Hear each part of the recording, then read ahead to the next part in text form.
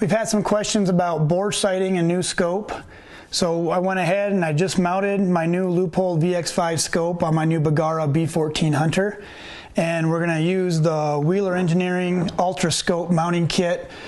This comes with all kinds of stuff that you need to mount your scope, as well as a bore sighting tool that has a laser on it so you can see exactly where you're going to be aiming. This bore sighter has a magnet on the back. Just go ahead and lightly put that on your barrel. Get it as centered as you can. It's not exact. Once again, we're just bore sighting it so we can get close to the target, saving time and money since ammunition prices are going up.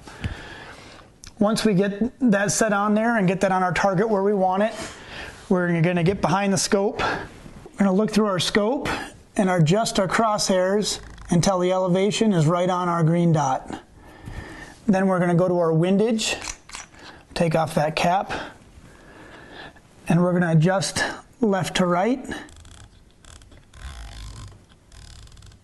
Get that set just right. With most high-powered rifles, if you can zero your gun at 25 yards, you should be really close to being on at 200 yards, which should be about 1.5 inches high at 100 yards.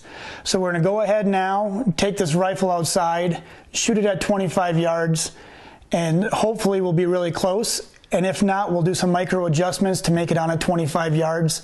Then we'll go ahead and shoot at 100 yards and 200 yards and make sure we can get dialed on out to 300 yards and get comfortable with this gun.